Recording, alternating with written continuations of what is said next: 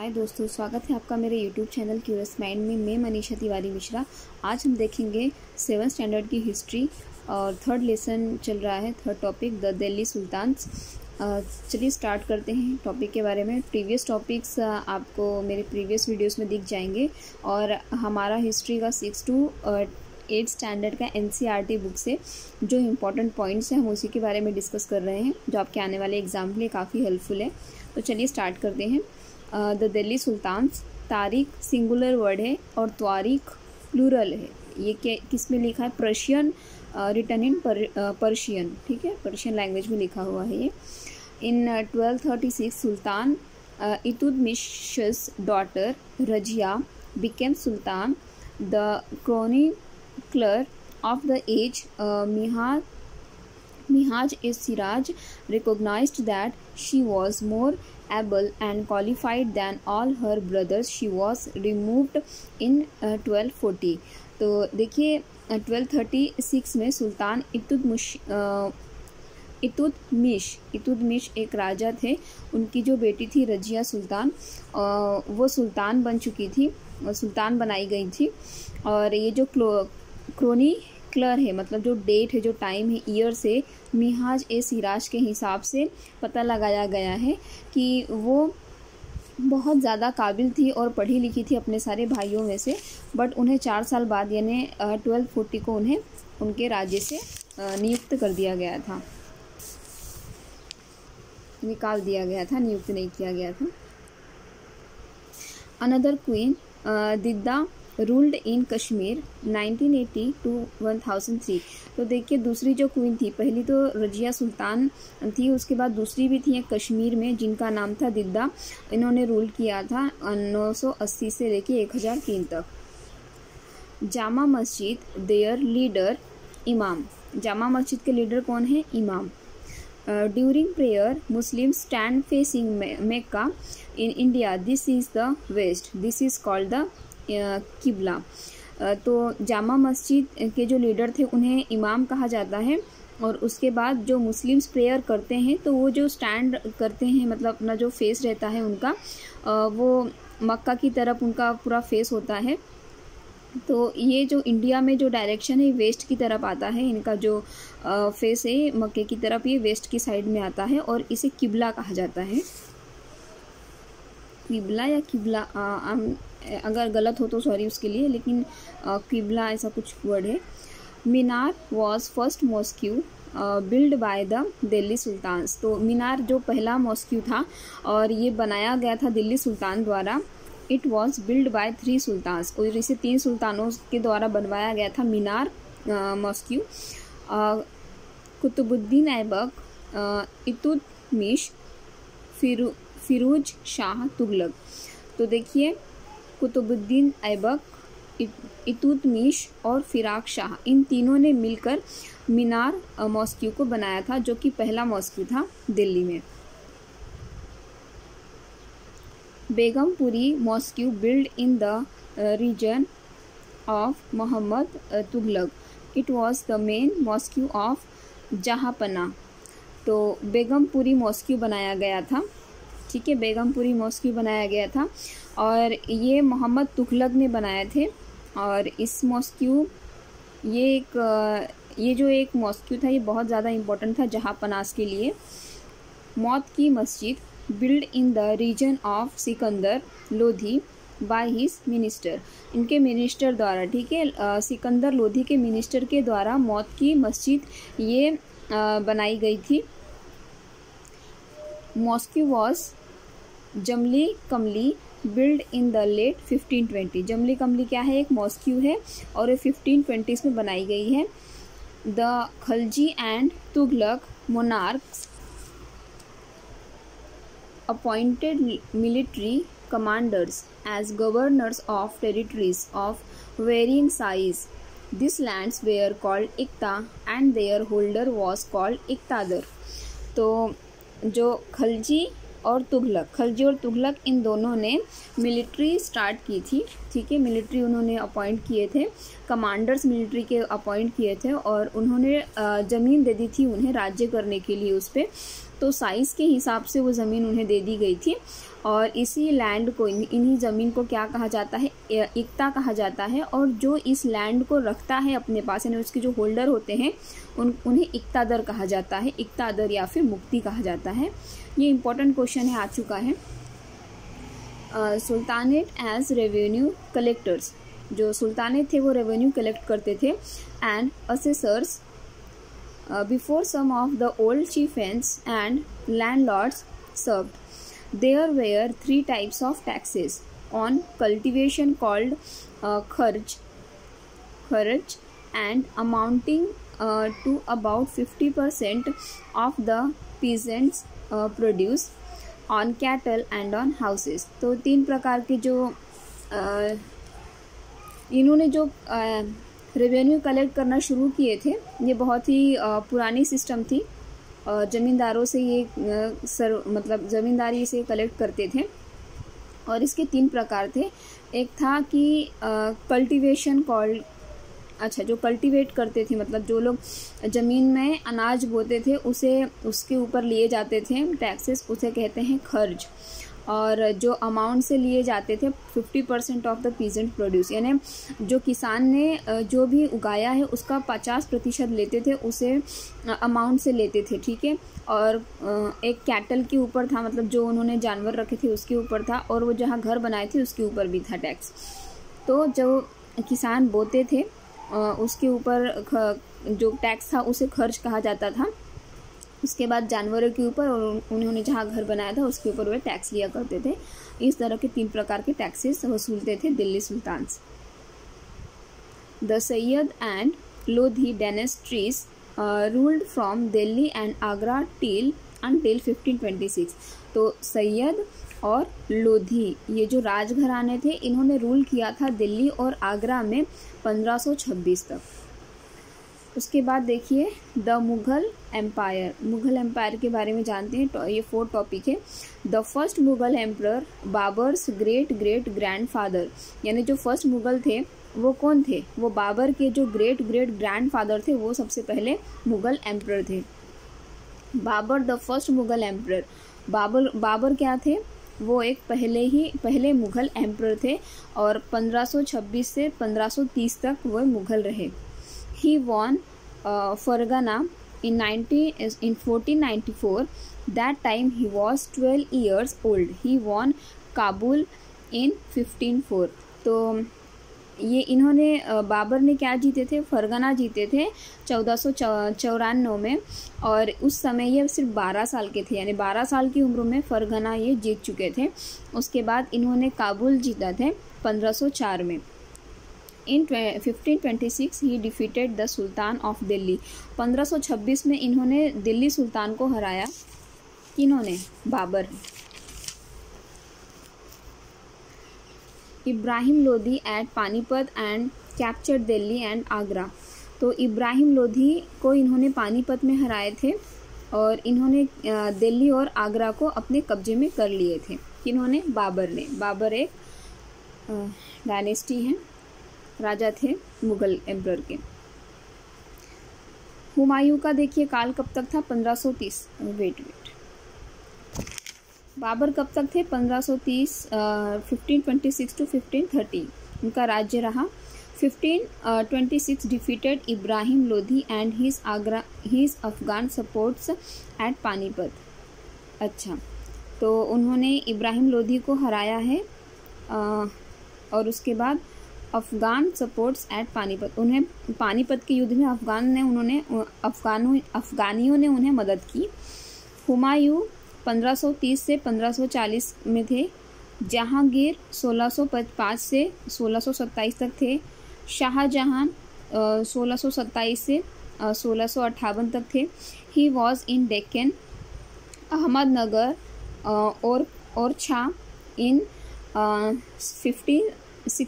1657 to 1658.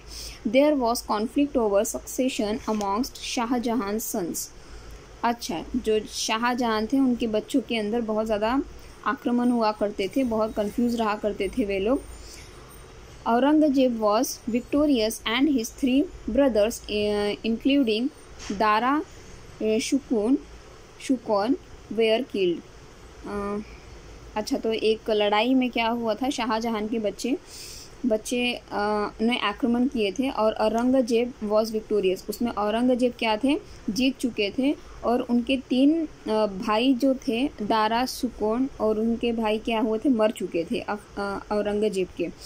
Shahjahan was imprison for the rest of his life in Agra.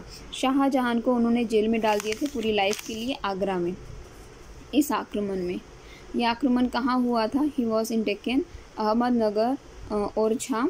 In 1560 there was conflict over succession among Shahjahan sons. हाँ, अहमदनगर में थे जब इनके ऊपर आक्रमण हो गया था, शाहजहां और औरंगजेब के, शाहजहां के बच्चों के बीच में और औरंगजेब के बीच में लड़ाई हुई थी, जहाँ पे औरंगजेब के 3 भाई मारे गए थे और शाहजहां को पकड़कर इन्होंने आगरा में पूरी लाइफ के लिए रख दिए थे कारावास में। औरंगजेब के ईयर क्या था, 1658 to 77। उसके बाद देखिए अकबर्स रेवेन्यू मिनिस्टर टोडरमल क्या थे, अकबर्स के रेवेन्यू मिनिस्टर थे और carried out a careful survey of crop else prices and areas cultivated for 10 years period. यानी कि वे देखा करते थे कि कितना एरिया है, कितनी आज इस समय खेती हुई है, क्या प्राइस चल रहा है, उस हिसाब से वे टैक्स लेते थे और ये 10 साल तक इन्होंने सेम टैक्सेस कलेक्ट किए हैं। 1570 to 1580 on the basis of this data tax was fixed on each crop in cash. तो इस तरह से 1570 से 1580 यानी 10 साल तक इन्होंने क्या किया था कि एक ही डाटा के बेस पे टैक्स लिया था, मतलब एक ही अनाज पे इन्हें कितना पूरे 10 साल तक एक ही सेम रेट पे इन्होंने टैक्स कलेक्ट किया था किसानों से।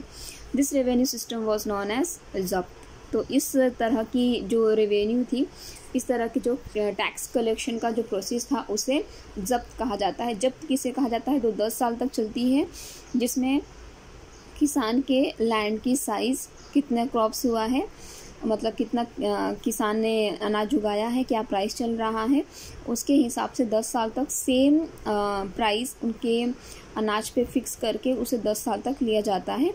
इसे जब्त कहते हैं और इसकी शुरुआत अकबर्स के जो मिनिस्टर थे टोडरमल, ये कलेक्ट किया करते थे टैक्स रेवेन्यू। इनका ही ये सिस्टम था टोडरमल का। Rules and buildings. Qutbuddin Aibak has this constructed around 1199। Qutbuddin Aibak इन्होंने बनाया है 1199 में। In Qutub Minar the first floor was constructed by Qutbuddin Aibak and the rest by Iltutmish around 1229। तो देखिए जो कुतुब मीनार है वो पहला उसका जो फ्लोर है वो किसके द्वारा बनवाया गया है, वो कुतुबुद्दीन ऐबक के द्वारा बनवाया गया है और बाकी के जो हैं वो इल्तुतमिश के द्वारा बनवाया गया है 1229 में। The Kandariya Mahadev temple dedicated to Shiva was constructed in 1999 by the king Dhangadev of the Chandela dynasty. जो कंदरिया महादेव टेम्पल है एक, वो किसने बनाया था, वो शिव जी के लिए बनाया गया था, शिव भोलेनाथ उनके लिए, और इसे बनाया गया था 999 में और ये बनाया गया था कौन से किंग के द्वारा, धनकदेव एक किंग थे, उनके द्वारा बनाया गया था और ये चांदेल डायनेस्टी से बिलोंग करते थे। The Raja Rajeshwar temple at Thanjavur had the tallest Shikhar amongst temples of its time. तो उस टाइम पे एक राजा राजेश्वर एक टेम्पल था, मंदिर थी, जो कि तंजावर में थी और ये सबसे बड़ी इसकी जो शिखर थी, सबसे ज़्यादा ऊंची थी वहाँ के उस टाइम के टेम्पल के हिसाब से। शाहजहां's एल्डेस्ट सन वॉज दारा शकून। तो शाहजहां के जो बड़े भैया थे उनका नाम था दारा शुकोन। 6th टॉपिक देखिए, towns, traders and crafts persons. Thanjavur the capital of the Cholas. Thanjavur क्या है, कैपिटल किसकी है, चोलास की। चोलास की कैपिटल है Thanjavur. Hampi fell into ruin following the defeat of Vijayanagar in 1565 by the Deccani sultans, the rulers of Golconda, Bijapur, Ahmednagar, Berar and Bidar. तो जो हम्पी थे, हम्पी एक प्लेस है, वहाँ पे एक हम्पी एक मतलब जगह है जहाँ पे वो ख़राब हो चुकी है।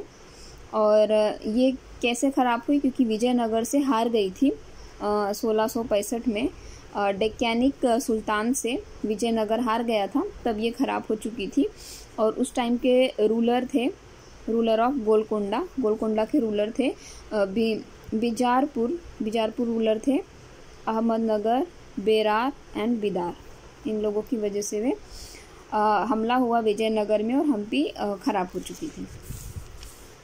उसके बाद देखिएगा 7th topic, tribes, nomads and settle communities. The Mundas and Santals were among the other important tribes that lived in this region and also in Orissa and Bengal. तो देखिए मुंडास और संथाल्स ये क्या है, बहुत ही महत्वपूर्ण आदिवासी की जमात है जो कहाँ रहती थी, ओडिशा और बंगाल में पाई जाती थी। The Maharashtra highlands and Karnataka were home to Kolis. Kolis कहाँ पाए जाते थे, ज़्यादा से ज़्यादा महाराष्ट्र में पाए जाते थे और कर्नाटका में पाए जाते थे। Many Bhil was spread across western and central India. तो भिल सबसे ज़्यादा वेस्टर्न इंडिया और सेंट्रल इंडिया में पाए जाते थे। The Gonds were found in great numbers across the present day states of Chhattisgarh, Madhya Pradesh, Maharashtra and Andhra Pradesh. Gonds कहाँ कहाँ मिलते थे, गोंड सबसे ज़्यादा हमें मिलते थे जैसे कि आज के स्टेट हैं छत्तीसगढ़, मध्य प्रदेश, महाराष्ट्र, आंध्र प्रदेश में मिलते थे सबसे ज़्यादा Gonds. The Banjaras important traders nomads, their caravan was called tanda. जो बंजाराज थे उनका सबसे ज़्यादा अच्छा जो ट्रेड था यानी बिजनेस था वो नोमाड्स था और उनके पास एक कारवैन होती थी और इसे टंडा भी कहा जाता था। 8th लेसन देखिए, devotional paths to the divine. Shankar one of the most influential philosophers of India was born in Kerala in the 18th century. Shankar एक बहुत ही मतलब मनोवैज्ञानिक थे, बहुत ही फेमस थे वे इंडिया के, और उनका जन्म केरला में हुआ 1800 शताब्दी में। The Nathpanthis, Siddhacharas and yogis, they advocated renunciation of the world. तो जो नाथपंथीज थे, सिद्धचरास और योगीज, ठीक है, इन तीनों का मतलब एक अलग अलग ग्रुप है। इन लोगों की अपनी एक खुद की ख्वाहिश होती, मतलब इन्होंने खुद से अपनी खुद की मेडिटेशन से, डिवोशन से उन्होंने कुछ खोज करी थी, जिससे उन्होंने कहा कि रेनन्सिएशन मतलब कि पूरे देश की चिंता को छोड़ के सिर्फ अपने आप और भगवान पे लीन हो जाओ। इस तरह के सिद्धांतों को वो फॉलो करते थे। रेनन्सिएशन ऑफ द वर्ल्ड, पूरी दुनिया का त्याग करके सन्यास बन के रहने में वे विश्वास करते थे। Sufis were Muslim mystics. Sufis कौन थे, ये मुस्लिम्स थे, ठीक है। They rejected outward religiosity and emphasized love and devotion to God and compassion towards all fellow human beings। तो सूफीज जो थे वो मुस्लिम थे और उन्होंने बाहर की जो धर्म जाति है इसे अस्वीकार करके उन्होंने प्यार और भगवान के प्रति जो समर्पण था उस पर विश्वास किया और उन्होंने ये बोला कि जो इंसान है उसी की मतलब सेवा, उसी के बारे में सद्भावना रखना ही सबसे बड़ी सेवा है, ये सूफीज़ का कहना है। Guru Nanak 1469 to 1539 born at तलवांडी नानकन साहिब इन पाकिस्तान। तो गुरु नानक जो थे वो 1469 से 1539 तक रहे और उनका जन्म कहाँ हुआ था? तलवंडी में हुआ था गुरु नानक का, और नानक साहिब इन पाकिस्तान, और ये पाकिस्तान में है जहाँ पे इनका जो जन्म हुआ था, ये जगह पाकिस्तान में है। Guru Nanak was known as Dharmsal के नाम से जाने जाते थे Guru Nanak. It is now known as gurdwara, और इसे अब गुरुद्वारा के नाम से जाना जाता है। Before his death in 1539 he appointed his follower known as Guru Angad लेहना। तो मरने से पहले 1539 में इन्होंने अपने एक फॉलोअर को अपॉइंट किए थे अपनी प्लेस पे, और उन्हें गुरु अंगद कहा, उनका नाम गुरु अंगद था, उन्हें लेहना कहा गया था, लेहना कहते थे। Guru Gobind Singh, it is now known as Guru Granth Sahib, the holy scripture of the Sikhs. जो गुरु गोविंद सिंह हैं उन्हें गुरु ग्रंथ साहिब कहा जाता है, बोला जाता था, और वो एक बहुत ही पवित्र स्क्रिप्चर थे सिख में उन्हें बहुत ही पवित्र माना गया है, मतलब बहुत ही सिद्ध पुरुष थे वे गुरु ग्रंथ साहिब। पूजनीय, हाँ, होली पूजनीय उन्हें माना जाता है। The making of regional cultures, 9th lesson है। Jagannath famous for lord Vishnu at Puri Odisha. तो जगन्नाथ जो फेमस जगह है वो भगवान विष्णु के लिए बहुत ही फेमस है, और ये पुरी कहाँ पर है? ये पुरी में है, और पुरी कहाँ है? ओडिशा में। कथक जो डांस है वो नॉर्थ इंडिया से आया है। भरतनाट्यम तमिलनाडु से आया है। कथकली केरला से, ओडिसी ओडिशा से, कुचिपुड़ी आंध्र प्रदेश, मणिपुरी मणिपुर से। तो ये नाम याद रखिएगा, ये फिल इन द ब्लैंक्स, या नहीं फिल इन द ब्लैंक्स तो नहीं, बट हाँ आपको मैच द फॉलोइंग में पूछता ही है। Miniature painting are small sized painting generally done in watercolor on cloth or paper. The earliest miniatures were on palm leaves or wood. We found it in western India. तो miniature एक painting है और ये बहुत ही छोटे size में होती है। हमने पहले के लेसन में देखे हैं 6th स्टैंडर्ड में, बहुत छोटी पेंटिंग होती है और इसमें वाटर कलर का यूज़ किया जाता है और इसे क्लोथ कपड़े में या फिर किसी पेपर में ड्राइंग की जाती है। और मिनिएचर पहले पाम एक लीव्स होते थे, पाम्स के पत्ते आते थे, उस पर इसे पेंटिंग को बनाया जाता था या फिर किसी लकड़ी में बनाई जाती थी। और ये सबसे ज़्यादा हमें वेस्टर्न इंडिया में मिले हैं इसके सबूत। 17th century developed, it's called basoli, also used to paint mountain emperor। तो 1700 शताब्दी में किसका डेवलपमेंट हुआ था? बसोली, ठीक है। और इसे पेंट माउंटेन एम्परर भी कहा जाता है। The Chera kingdom of Mahodayapuram was established in the 9th century in the southwestern part of the peninsula, part of present day Kerala।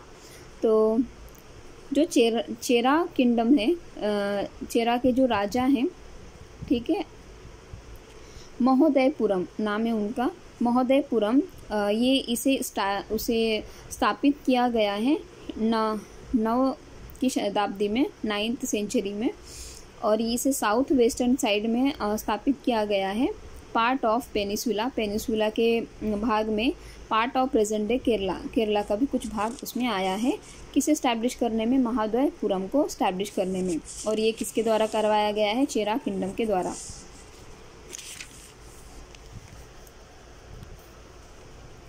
Malayalam was spoken in this area. तो इस एरिया में मलयालम बोली जाती है, केरला के प्लेस पे और पेनिसुला।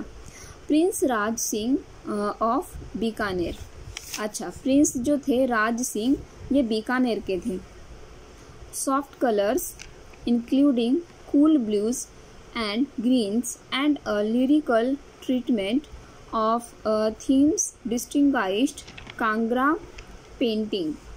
तो जो सॉफ्ट कलर होते थे कूल ब्लूज एंड ग्रीन्स, और इसको लिरिकली ट्रीटमेंट किया गया था, बहुत ही बारीकी से इसे बनाए जाते थे और इसे कांगड़ा पेंटिंग कहा गया है। Bengali is derived from Sanskrit. Bengali शब्द कहाँ से, भाषा कहाँ से आई है, संस्कृत से। धर्म Thakur is a popular regional deity often worshipped in the form of a stone और अ पीस ऑफ वुड। तो एक धर्म ठाकुर नाम के एक बहुत ही प्रसिद्ध धार्मिक देवता हैं जिन्हें पूजा जाता है, और उनका जो फॉर्म है, प्रकार है, वो पत्थर का या फिर एक लकड़ी के टुकड़े का है। Vishnupur temple in the Bankura district of West Bengal used here terracotta tablets. Vishnupur एक टेम्पल है जो कि बंकुरा डिस्ट्रिक्ट में आती है वेस्ट बंगाल के, और इसे used here terracotta tablet, terracotta tablet की तरह भी यूज़ करते हैं वो शब्द को।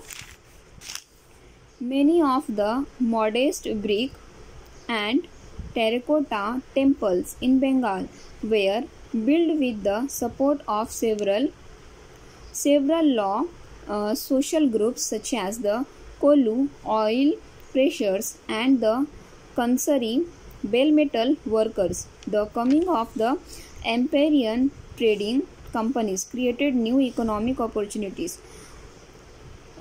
बहुत सारे मॉडेस्ट ब्रिक्स, बहुत सारे मतलब पत्थर थे अलग प्रकार के, and terracotta temple. Terracotta temple अभी हमने देखा इसके बारे में, Vishnupura temple Bankura district West Bengal में है, तो ये उसी साइड का है। बंकुरा टेम्पल्स बंगाल की बात है, ठीक है। जब ये बन रहा था तो इसमें कितने लोगों का सपोर्ट था, सेवरल लॉ सोशल ग्रुप्स, यानी बहुत सारे जो लॉ थे, नियम थे सोशल ग्रुप के, उनका सपोर्ट रहा। जैसे कि कोलू ऑयल प्रेशर्स, जो ऑयल को निकालते हैं, उन कोलू का भी सपोर्ट रहा।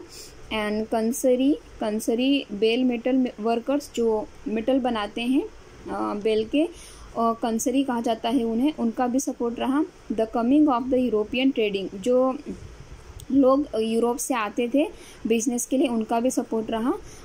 उन्होंने एक नई एक हमें आर्थिक अवसर दिया कमाने के लिए, जब टेराकोटा टेम्पल बन रहा था तब।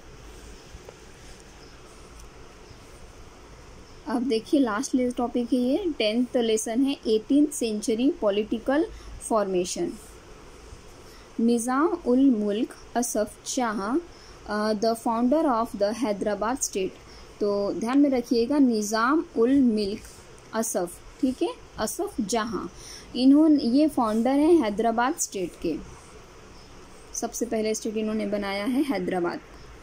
इन अवध बुरहान उल मुल्क also held the combined offices of subedari, diwani and faujdari. तो अवध में बुरहान उल मुल्क इन्होंने क्या किया था, एक कंबाइंड ऑफिस बनाया था जिसमें सूबेदारी, दीवानी और फौजदारी को उन्होंने ऐड किया। गुरु Gobind Singh fought against the Rajput and Mughal rulers both before and after the institution of the Khalsa in 1699। तो गुरु गोविंद सिंह ने लड़ाई लड़ी थी राजपूत और मुगल के विरोध में, जो कि एक रूलर है।